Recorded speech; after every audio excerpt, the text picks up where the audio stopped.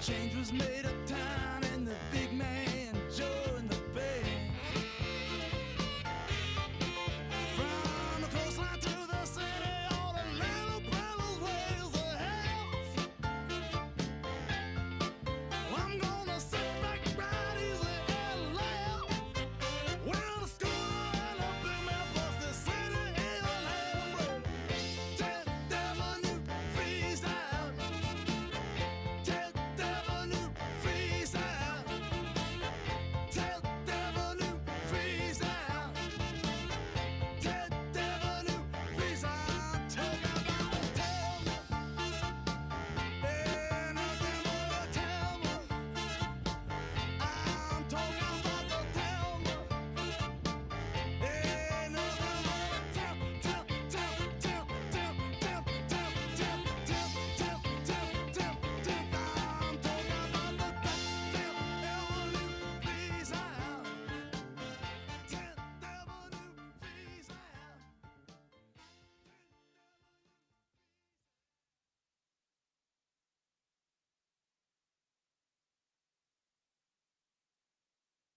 Two, three.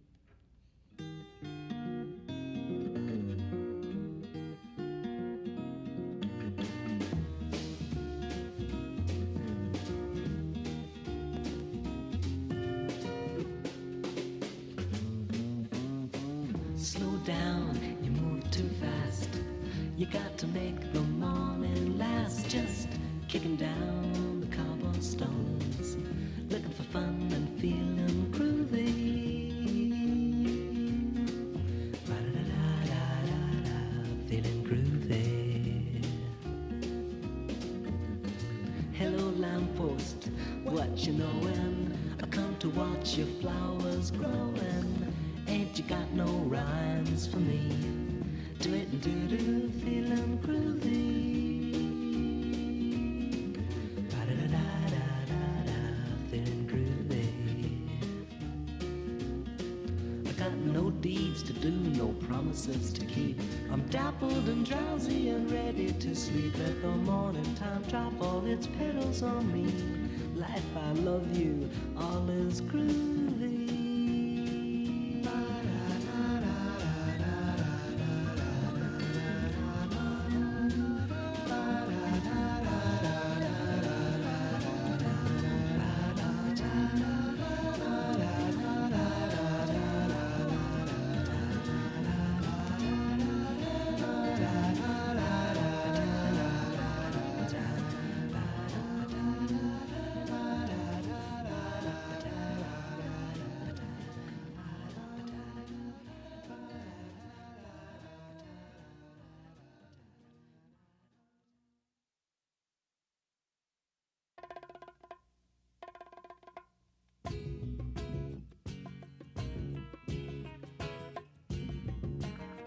Said, brother, can I borrow a thin, brother, you know, a dime?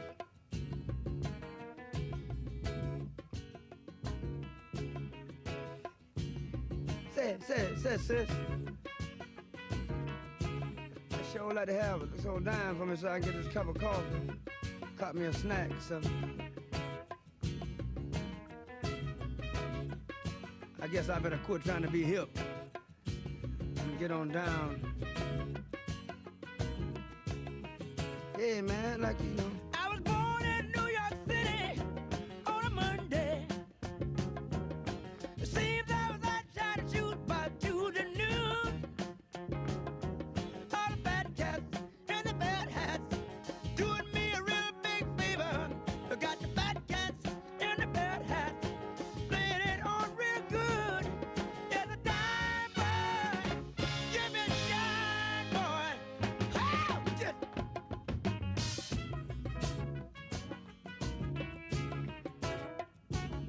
when the cold wind comes, it lives in New York City, and the streets no place to be, but there you are. So you try hard or you die hard. No one really gives a good damn. You try hard and you die hard. No one gives a damn. There's a dime boy,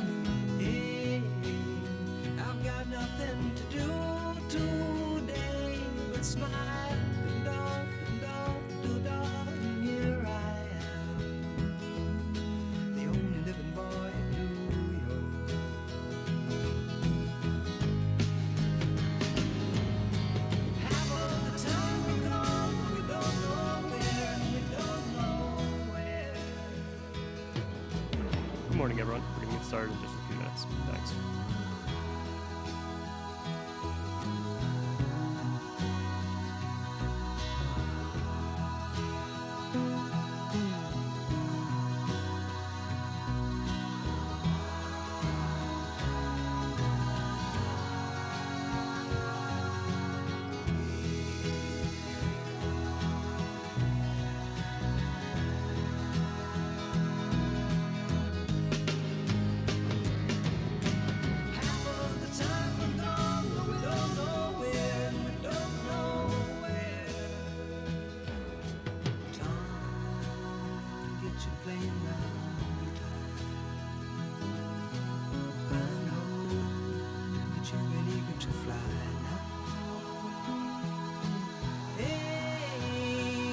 Your honesty shine, shine, shine now, Lord, like it shines on me, the only living boy in New York,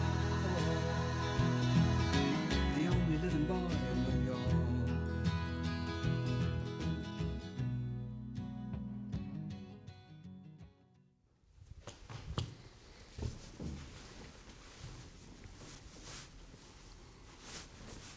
Good morning, everyone. You know, these last 5 months, New Yorkers have been fighting this battle against the coronavirus, fighting the battle against the economic crisis, the hunger crisis, all the things we've been dealing with at once. And I know people have felt often alone. This has been a tough, tough time. So many challenges in everyone's personal life, family life, work life, you name it. But I also mean that people felt alone because New York City has had to stand on its own. We have not gotten help from the places we need it from and most expect it from. That begins from Washington, D.C. It is, unfortunately, a statement of fact that the many, many times we asked our federal government for help, we didn't receive an answer. We didn't get the help we needed. We didn't get it when we needed it. And that is a reminder of how important it is to have strong representation in Washington fighting for us. And that is a reminder that right now, in these coming weeks, the amount of representation we're going to have in the Congress going forward will be determined. It will be determined by the census, as well as a host of other key decisions of how much funding we're going to get. So we're going to come back to that in a moment, because it sounds abstract, but it's not abstract at all. This is literally one of the most important things that's going to happen to New York City in a long time. It's whether we can maximize this census count or not. So when you think about all the things you wish we had gotten from Washington, and we're still fighting for it this hour as the stimulus discussions go on, think about our levels of representation. Think about how much we would be damaged if we had even less. And that's a motivation right there to focus on the census. We'll come back to that in a moment. But first, back to the economic crisis, back to the pain that so many families are feeling. So many New Yorkers simply can't pay the rent. It's not their fault. They didn't ask for a global pandemic. But if you don't get a paycheck, if you don't have a paycheck, what are you going to do? The last number I heard was 1.3 million New York City residents had filed for unemployment benefits in the course of this crisis. 1.3 million people, that represents families, so millions more affected by that. If you don't have a source of income, how the hell are you going to pay the rent? It's as simple as that. And on top of that, people are trying to get food, medicine, you name it.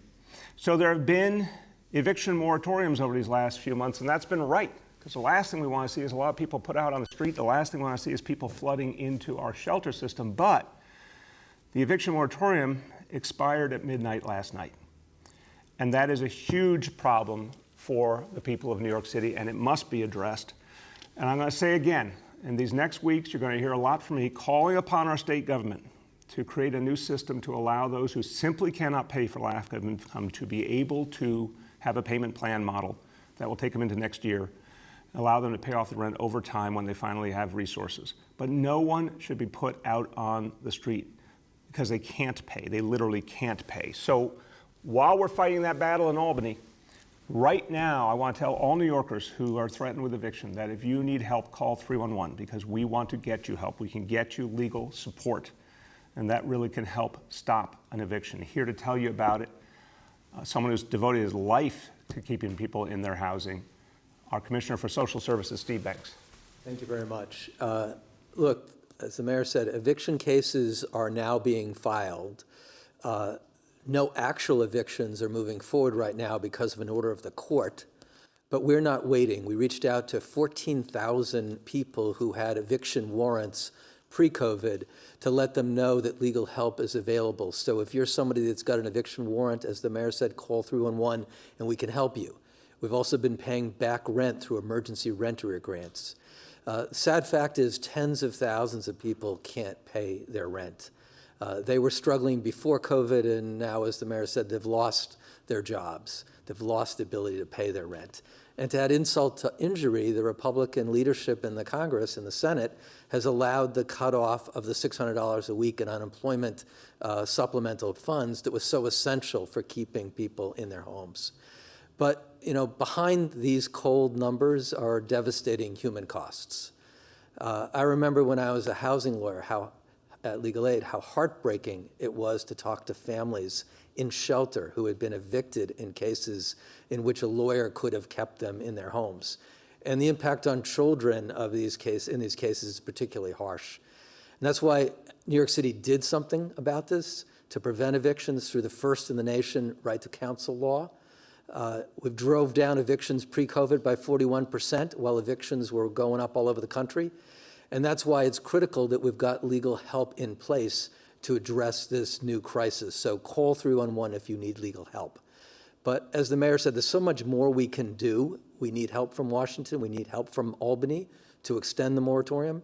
And in the federal stimulus bill, we clearly need to provide rental assistance to help struggling families pay their rent in this period of time that the mayor spoke so directly about. Mayor, I want to turn it back to you.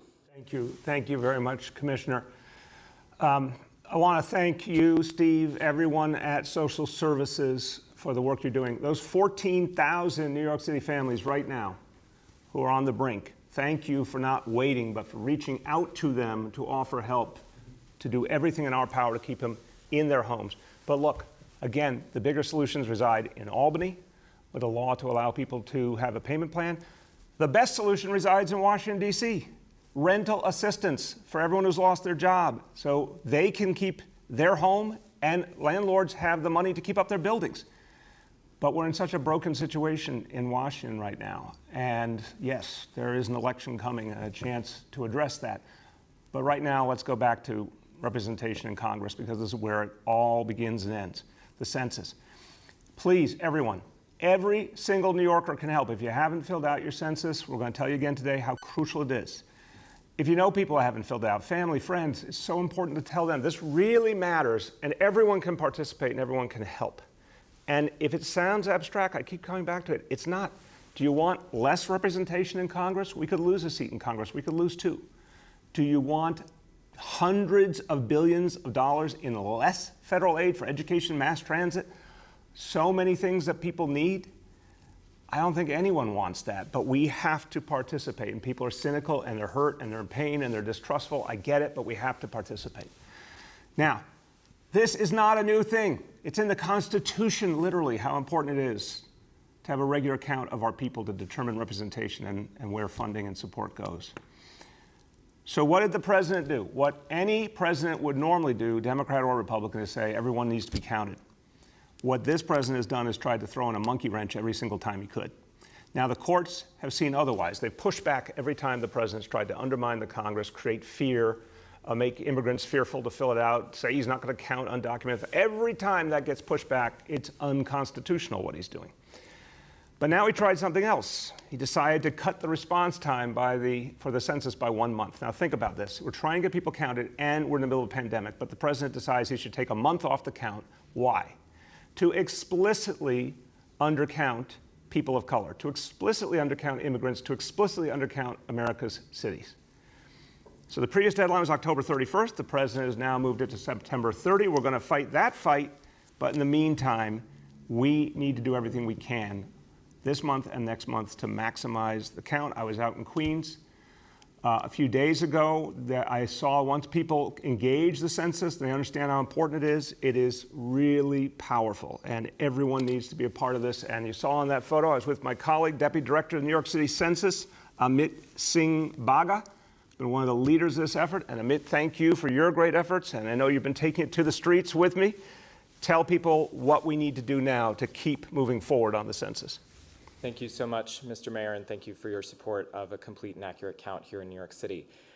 Today, the 2020 census count enters a new phase here in New York and also across the country. Door-to-door outreach. This means that census takers will be going to those homes across New York City that have not yet responded to the census.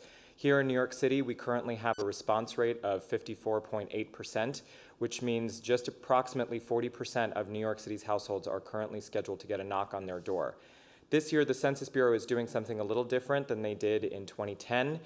They have recruited their door knockers directly from New York City's neighborhoods. These are folks who are your neighbors. They are from your community. They speak your language.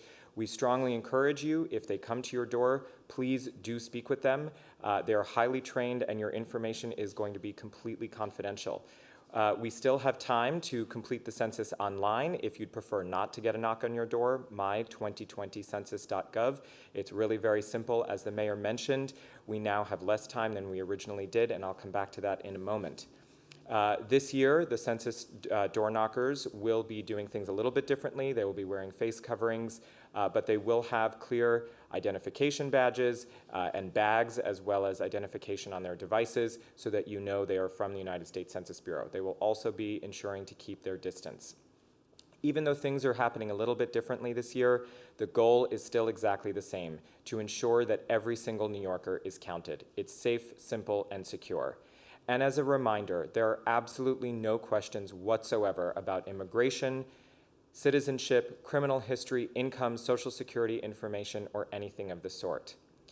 And lastly, if you are a New Yorker who has left town temporarily, please remember to go online to my2020census.gov and fill out the census using your New York City address. As we mentioned, New York City is currently lacking in participation at 54.8%. This means if we don't get this rate up, we are going to lose approximately half of the money and the power that New Yorkers deserve. But we are New Yorkers, and we should settle for absolutely nothing less than 100%.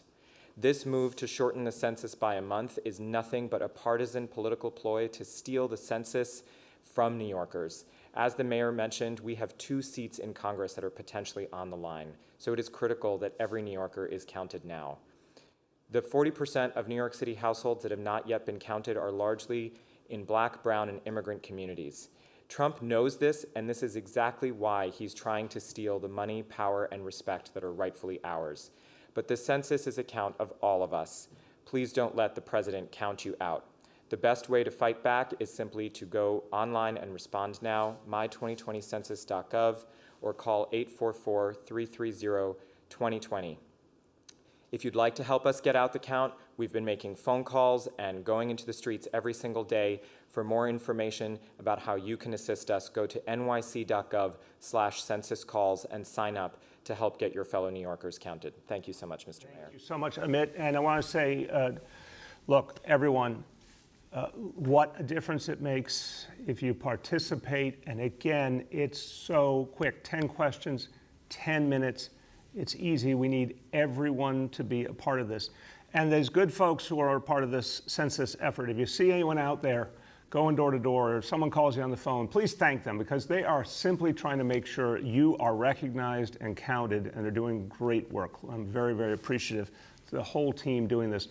But let's get it right. It takes so little time to make such a big difference. Now, and by the way, everyone in our colleagues in the news media, please spread the word. My2020census.gov. Please, in all of your reporting, include the fact that it is 10 questions, 10 minutes, and you go online and immediately can get this done. All right, on another very important point, thousands of New Yorkers right now are suffering because the power is still not back on. And look, I think we've all been frustrated over the years. We depend on Con Edison, and we don't always get the answers we need and the follow-through we need. I've been pushing Con Edison over the last few days on what they're doing. I spoke to the president of Con Edison New York City, Tim Cawley, earlier today. And I said, first of all, we, the city of New York, anything we can do to help with our agencies, we want to do. And we have a lot of our agencies out there right now clearing trees and trying to assist in every way. But Con Ed is, of course, the only folks that can actually put the power back on. Originally, Con Ed had said that they were going to need until Sunday. And I think that was very distressing to lots of New Yorkers. Who wants to wait that long? Why should you have to wait that long? So based on the conversation this morning, I have an update for you. First of all, where this started, once the winds died down after the hurricane, there were 180,000 customers in New York City that did not have power. Con Ed has restored 110,000 of those, so there's about 70,000 households and customers left. They project today that they will restore between 15 and 20,000 of those customers, and then again tomorrow, between 15 and 20,000 of those customers. So what I'm pushing for is that more than half of the outstanding households will be resolved by tomorrow, not Sunday, by tomorrow. And then everything else followed up on rapidly from them. We're gonna keep pushing because we just can't have people wait that long. It's not fair. And the city of New York will do everything in our power to make sure that Con Ed keeps moving and gives people back their power, especially with everything else going on. Okay, let's go to our indicators. Number one, daily number of people admitted to hospitals for suspected COVID-19 threshold, 200 patients. Today's report, 75 patients. Number two, daily number of people in health and hospitals ICUs, threshold 375. Today's report, 303. And number three, percentage of people testing positive citywide for COVID-19, threshold 15%. Today's report, the best ever, 1%. That's an amazing number. And that's, again, because of you, because of your hard work. Stick to it. Few words in Spanish. Debido al coronavirus, muchos neoyorquinos han perdido sus trabajos y no pueden pagar la renta. Si usted está en peligro de desalojo, nuestra ciudad le puede ayudar. Llame al 311 para comunicarse con un abogado que le puede ayudar gratis.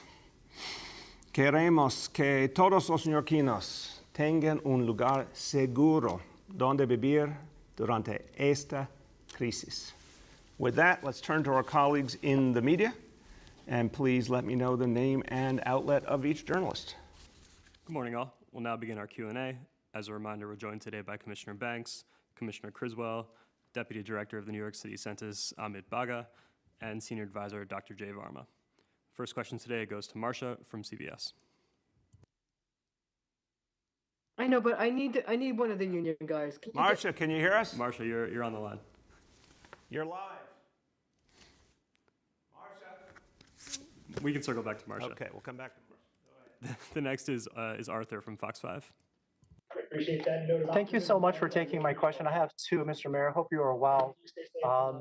My first question is, what do we do to track tourists who are coming to New York City and perhaps may not be staying in? The honor system, as we know, does not necessarily work. Is there a way perhaps to use cell phones to make sure that that individual is remaining in quarantine and not putting others in danger? Because we have learned of some cases where tourists come to New York City for 2-3 days. They're not coming just to sit in a hotel room for 2-3 days and then to leave, that they have been out, they've been on, people have been posting on social media that, hey, look, I'm in New York City, I'm doing these things, when they are coming from a state that should be in quarantine. Arthur, very, very good question. Thank you. First of all, let's be clear, there are 15 states that, thank God, are not under that quarantine order, so people visiting from them would not have to go through that. But the ones, the majority, clearly do. And so what we said yesterday, we're going to be pumping up this. It has to become clear that this is serious business and it comes with consequences, both for people, for our health, for our community, but also for the individual. If they don't follow those rules, there can be serious penalties, up to $10,000 per person. We do not want to fine people in this environment unless we have to, but if we need to use that tool more, we will. And the city and state have been on the same page. This really matters that we get this quarantine right. So what we announced yesterday, checkpoints at entries to the city. It'll be random, it'll be moving, but I think it'll get the message across. What we're doing at the airports, working with the state and the Port Authority, what we're doing at the bus station, Penn Station for travelers coming in from those states, getting people to point of contact, getting them to fill out those forms, and then following up aggressively with them. We're going to be doing a lot more. We're going to engage every business and institution to be a part of this. But now we've entered a phase where it has to be ubiquitous, Arthur. You have to feel it wherever you go, and people have to start seeing that if they don't follow it, there'll be penalties. So we can stay in touch with people. And I think most people, just if they're reminded, and if you stay in touch, they do follow the rules. Really, most people do. But for those who don't, we're going to have to start showing the consequences. Go ahead. Okay, thanks. Hopefully monitoring social media can be part of that solution. My other question, if I can shift gears, is to open streets. There are a lot of people who feel like looking at other cities that have taken advantage to evolve their city to create more spaces that are livable, that we're not doing enough to preserve those, that barriers that are put up are run over, and there's still this tug of war that we're not making the most of this moment. Do you agree with that, or are there plans to sort of solidify the gains that have been attained during this pandemic to make streets more livable for New Yorkers and not just all about cars? Yeah, unquestionably, Arthur. Look, it's been a very good experiment. We had to structure it carefully, but once we have, I think, here's what I've heard back. I'm sure there's been some cases where there were mistakes and some cases where people didn't abide by the rules, but overwhelmingly, what we've seen, open streets, open restaurants, when we combine the two, overwhelmingly a success. So we're going to build upon it now. We're going to keep adding everything we can in the short term. And this is a model that has tremendous promise for our future, particularly in the warmer months. So we'll be coming out with more and more on that. The bottom line is the future of New York City is more and more about mass transit, biking, walking, less and less about the car. Any spaces we can open up, particularly in the nicer weather, we're going to be working to do that. We're also the single biggest city in the country, one of the most densely populated places in the country. So we can't do everything that some other places do, but we can do a lot, and that's what we intend to do. Let's try Marsha Kramer again from CBS.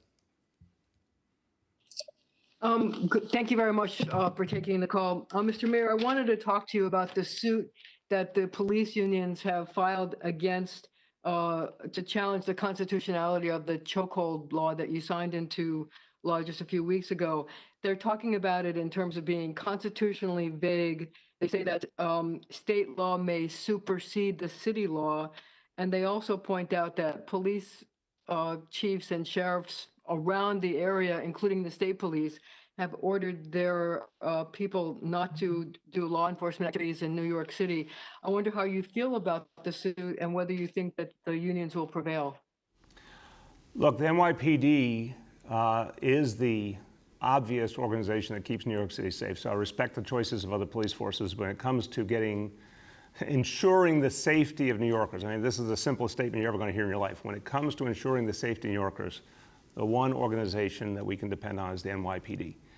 And I've not seen the lawsuit, but I can say, and I've said this publicly numerous times in the last few weeks, Marsha, state law does very clearly say that if an officer, if the officer intervenes in a situation and an individual's life is in danger or the officer's life is in danger, that must be taken into account in terms of how the criminal justice system looks at any particular issue. That is a very important and appropriate protection for all officers. So again, won't comment on a lawsuit. I don't know anything about the details of that, but I do agree that state law provides important protections for officers who are out there doing their jobs, risking their lives, and trying to save people's lives. Go ahead. But Mr. Mayor, the suit takes issue with a portion of the law which is different from the state law, and that's the part that talks about the diaphragm, putting your knee or your hands on somebody's back or stomach. They're not talking about the chokehold part. They're talking about the other part. And even the NYPD and Monahan have both raised questions about it. Chief Monahan even telling me that other district attorneys have told him it's not constitutional. So do you agree with the assessment of your own police department that parts of this law may not be constitutional and maybe should be overturned? I have not seen the lawsuit. I'm not speaking on a legal matter. I want to hear from my corporation counsel on that. I agree on only one point, which is evident that there is state law that protects officers who are duly and appropriately doing their job. Again, I've said this publicly before, NYPD has raised concerns for sure about that legislation. and it was important to allow those concerns to be aired. But in terms of how we follow through on it now, it is the law. Everyone needs to follow through on it. There's been retraining, and again, state law does provide important protections for our officers who are doing their job the right way. The next is Juliet from 1010 Wins. Oh, hi. Good morning, Mr. Mayor. How are you? Good, Juliet. How are you? I'm fine. Thank you. I wanted to follow up on the checkpoints. I was wondering if you'd be collecting information from these checkpoints, making them public as far as test and trace results or the number of people that are being put in hotels. And also, do you think COVID tests will be required for anybody coming in here from out of state?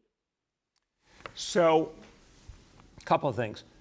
One, the checkpoints and everything that's part of test and trace, we will regularly report. We have the biggest, strongest test and trace program in America. We also have the most transparent program in America. We regularly report on the results, and I think it's very important. This will now become a bigger part of that because we want to show that if we have people working directly or with the state and the Port Authority, airports, train stations, bus stations, checkpoints, that all of that's going to add up to a lot of contact, and that contact is going to take follow-up. We want to show you how that's going. It will take time to build up, unquestionably, Juliet, but we want to show you that for sure. I think the most important thing is that people from those 35 states quarantine. We always want people to get testing, but really think about it this way. They're quarantining. That's the action that matters. They're not going to be in circulation with other people. So the test is less important than following through on the quarantine order. Go ahead. Okay, my next question is for you and Commissioner Banks. Homeless shelters are being emptied out. Residents are getting relocated into hotels. What is the city doing to retrofit shelters to keep residents safe from the virus so that they can return to the shelters? It's a great question, Juliet. And actually, I just want to modify one part of your beginning. You're saying people are being moved out. That really happened earlier in the height of the crisis. You're exactly right to be saying now what's going to be the next step to bring folks back to shelters as is appropriate. So, Commissioner will talk about it, but I want to emphasize at the height of the crisis, there was an honest and real problem of folks being in close quarters, and we needed to spread them out for their health and safety. That was our concern for all New Yorkers, including folks who unfortunately have lost their home. That's why we went into some hotels, but that is a temporary reality. We're going to be coming back from those hotels over time into the shelter system. So, Commissioner, can you give a sense of that approach? Absolutely, and just for context, I appreciate the question, and thank you for that context, Mayor. Just go back a little bit in time. There was an apt headline that said we were facing a ticking time bomb in our congregate shelters. And remember that our congregate shelters are only a part of our overall shelter system. We've got about 55,000 people in shelter now, and about 17,000 adults who normally would be in congregate shelters. And we said in order to defuse that ticking time bomb, we implemented a massive emergency relocation of human beings from those congregate shelters throughout the city. More than 10,000 in about 8 weeks. We've now got a total of 13,000 single adults in hotel rooms in different parts of the city where we're able to get hotels vacancies. And in some of the congregate shelters, we're now able to implement appropriate social distancing for some individuals who can't appropriately be served outside of that kind of environment. But I think we're going to be guided by the health guidance. We were guided by health guidance in implementing this massive relocation of human beings in a very short period of time, and we'll be guided by the health department and health and hospitals in terms of when it's time to return. But I can assure you we'll return when it is safe to do so. This is not a permanent state of operations to be in commercial hotels. We were working very hard. We have a plan to get out of commercial hotels. Before COVID, we had driven down the number of commercial hotels the city was in. And we were continuing to make progress in that plan. We opened more than 60 hotels in the last 8 to 10 weeks in order to deal with this crisis. Yeah, and just to finish this, Juliet, this will unquestionably, we're going to be coming back to where we were. And I want to keep reminding people of the extent of the challenge in this sense. You can listen to different people. Jay Varma and I talked about this a bunch of times. Is it 5 months? Is it 6 months? What is that exact number of months it's going to be until there is a vaccine and people are widely vaccinated? That unquestionably is going to be the watershed moment. But it's finite. That moment is coming. I think the consensus is it's coming in the first months of 2021. So as much as we have a real issue that we have to deal with, and when we put people in hotels, we have to work with the communities to make sure everyone is safe and secure. The original impetus was to save lives, and that remains an imperative. But this is not forever. This is for a limited period of time. The next is Reuven Blau from the city. Thank you, Mr. Mayor, for taking my question. Industry City.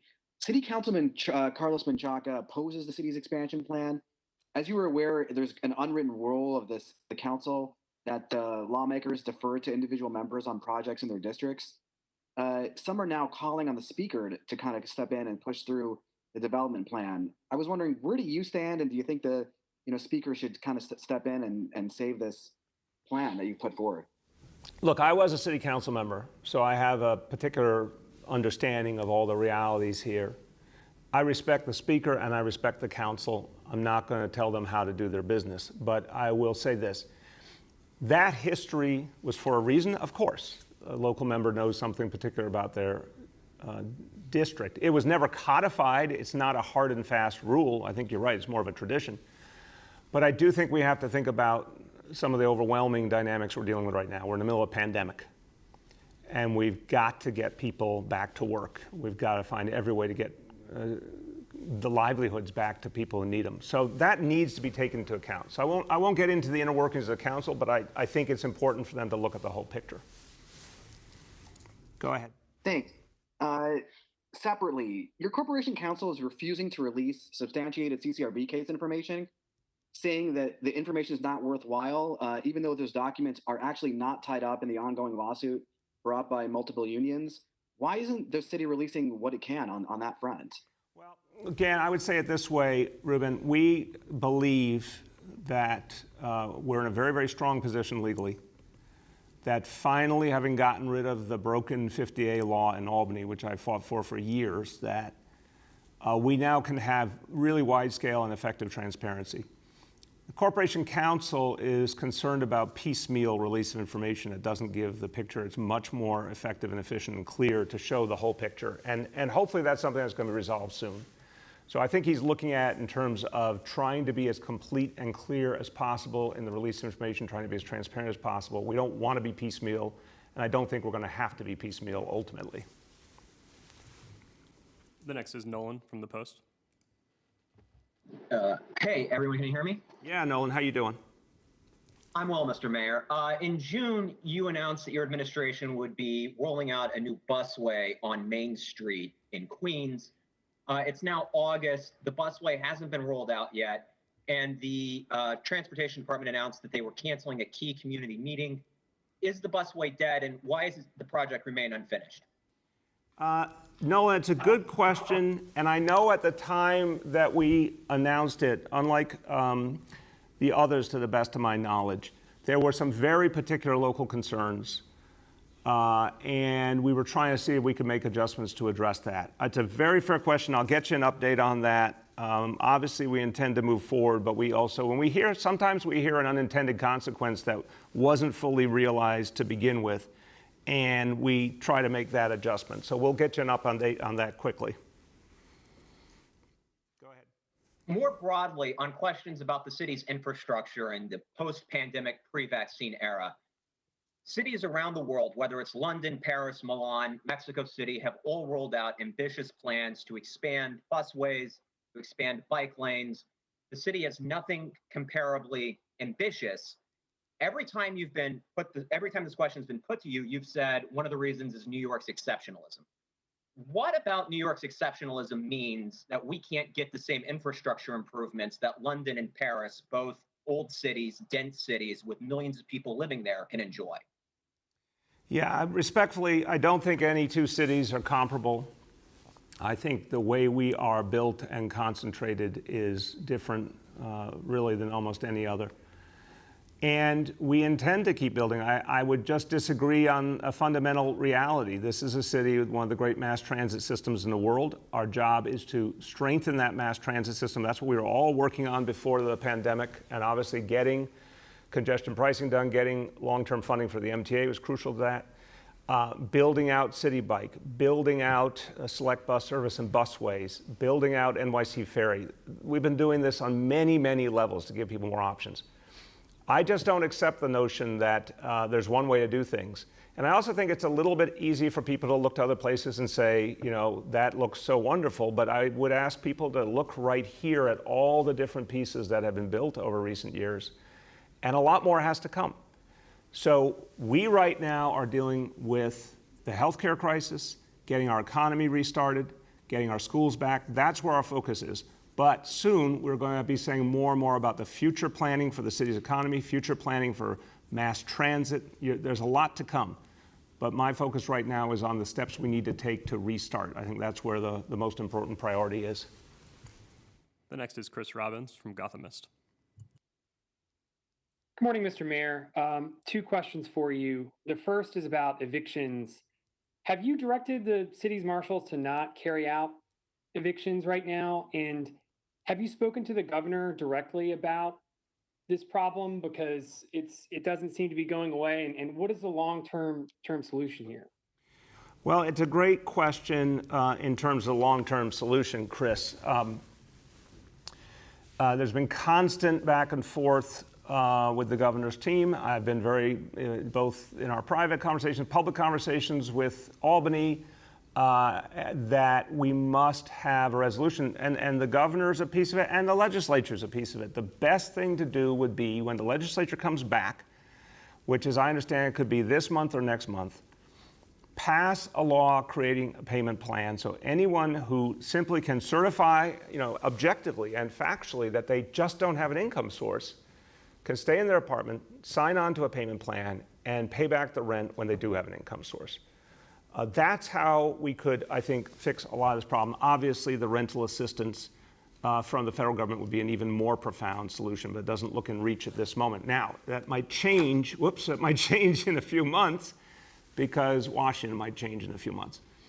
On the question of marshals, very good question. We're looking at that right now. Want to make sure we got to follow state law, but I also want to make sure we are being as smart and flexible as possible to avoid economic evictions. There may be some evictions under certain circumstances for totally other reasons that are pertinent, but the economic ones I want to see us avoid. Go ahead. Thanks. The second question has to do with these barricades that remain up around NYPD precincts around the city. There was one coffee shop owner in the East Village who said that he had to close his shop down because the public couldn't access it because it was being blocked by these police barricades. The barricades are still up on Chambers Street. Why are these barricades still up, and what purpose are they serving at this point? So, Chris, I go all over the city and I watch very carefully. There's not a lot of barricades up in the bigger scheme of things. There's, I said the other day, what's happening here around City Hall is being addressed day by day. You'll see variations over time around some police precincts where there had been challenges about safety and security. Some of that still exists, but again, that's being modified over time. Everything we're talking about is temporary and very limited in the city. So you are going to see that presence of barricades reduce steadily over the weeks to come. We have time for two more for today. The next is Erin from Politico. Hi, Mr. Mayor.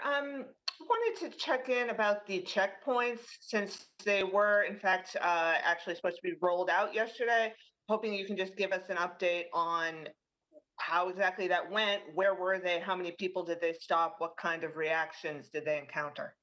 Erin, it's a great question, and I cannot tell a lie. I should have had that report here for you, and we probably should have had the sheriff on the line to report, but we don't. I will get that certainly in the next few hours, and we'll have the sheriff follow up with you. But I do think the checkpoint process is both going to reach a whole lot of people directly, but also send a broader message to New Yorkers with many, many other tools we're going to use. That this is serious, this quarantine situation is serious and must be abided by. So we'll get you those numbers. Okay, great, thanks. And then my second question, I just want to follow up on a couple of the previous questions about, transportation and pedestrian options. Because there was a report earlier this week from the Regional Plan Association saying that, there's going to be gridlock as more people turn to cars. I guess I'll phrase the question maybe in human terms, as you might put it, because I think this is a conversation a lot of families are having. To use myself as an example, I don't have a car, I've never had a car, never wanted one. My husband has suggested recently that maybe we should get a car because, taking the subway brings some risk. It's not something we want to do all the time, and we're kind of stuck in the neighborhood. Biking isn't safe everywhere. There's a limited number of options. So to someone in that situation, would you tell them that they shouldn't buy a car? Would you give them an argument as to why there are other options that they should utilize? Or would you say, sure, go ahead and do it if it's right for you? What's your advice to New Yorkers? My advice to New Yorkers is do not buy a car. Cars are the past. The future is going to be mass transit, biking, walking, and there's so many options right now, and there'll be more and more as we go forward. I'm never going to own a car again, I can tell you that much.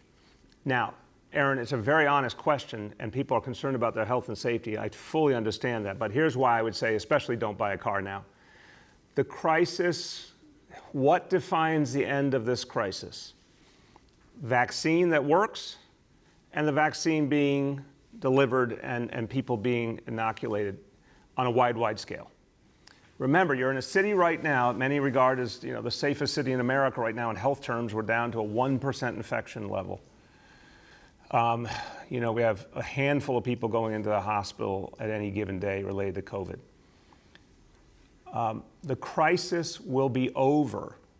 Will it be 4, 5, 6, 7 months? I don't know the exact day, but it will be over. And I think the greatest likelihood is it'll be over in the first months of 2021. And then a whole lot of action will happen to restore things. It won't happen overnight, but it'll happen steadily. I just think cars don't make sense in New York City with all the other options, let alone the for-hire vehicles and everything else. And the fact that this is a crisis that has an inherent time limit. So I would note, Aaron, people really have been coming back to the subways and buses. It's not a torrent, but it's been steady, very steady increases. And I think when you add all that up, plus tragically, a lot of people do not have a job to go to yet, and that will take a while to restore, and a huge number of people are working from home.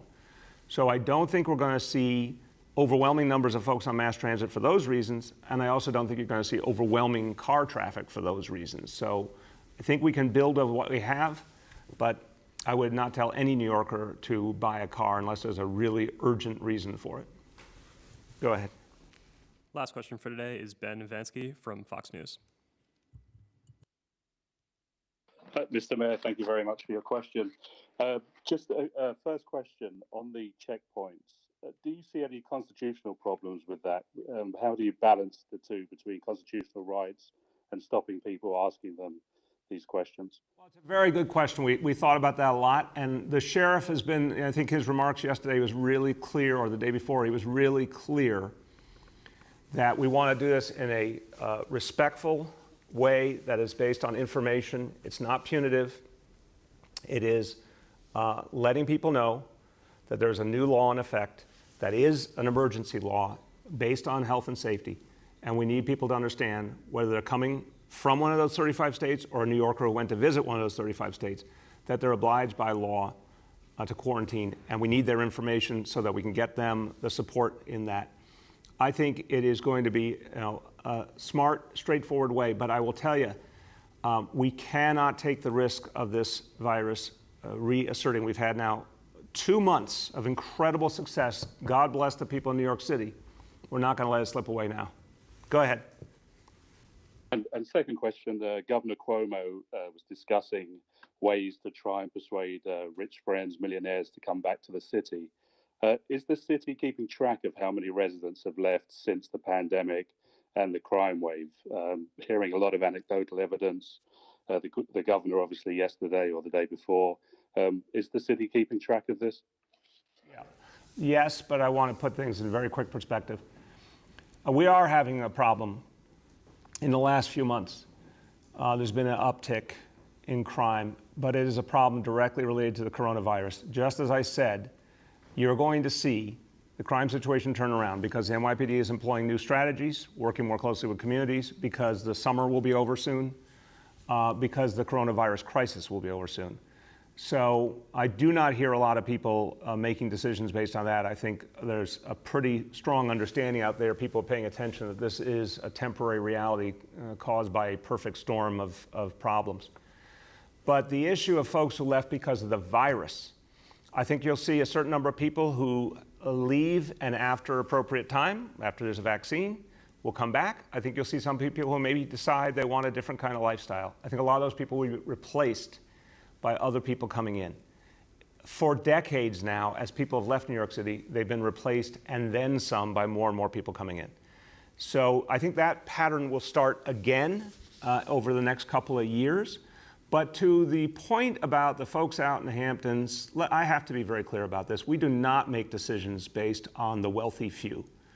That I was troubled to hear this concept that because wealthy people have a set of concerns about the city, that we should accommodate them, that we should build our policies and approaches around them. That's not how it works around here anymore. This city is for New Yorkers. This city is for people who live here, work here, fight to make this place better, fight through this crisis. So there's a lot of New Yorkers who are wealthy, who are true believers in New York City and will stand and fight with us. And there's some who may be fair weather friends, but they will be replaced by others. But we must build our policies around working people. And if our federal government fails us and doesn't provide stimulus, we should immediately return in Albany to the discussion of a tax on wealthy New Yorkers. Because as we see from the stock market, while everyone else is suffering, the rich are getting richer. And it's time to look that in the face and say, you know what, wealthy New Yorkers can afford to pay a little bit more so that everyone else can make it through this crisis. That's where this conversation should be centered. Okay, everybody, look, just want to wrap it up. Coming back to the most foundational idea, something we all feel in our hearts. What do you think about? What matters most to you? Your family, your home, where your life is centered, where your heart is. So home. We told people for months, stay home. We told people for months, fight back this crisis, fight back this virus, stay home. Guess what? New Yorkers did stay home. And home became more important than ever before. And now we see thousands of people may lose their homes for no fault of their own. They didn't do anything wrong. They didn't ask for a pandemic. It wasn't they weren't working. It's not that they weren't working hard enough. They had their jobs taken away by a global crisis. We must protect people's homes. So we have mediation programs to help tenants and landlords get on the same page and keep people in their homes. We have the legal support to keep people in their homes. We need action in Washington. We need action in Albany. We cannot let people lose a roof over their heads. And so I can tell you one thing, with every fiber in our beings, the city of New York will fight to keep New Yorkers in their homes and to make it through this crisis. Thank you, everybody.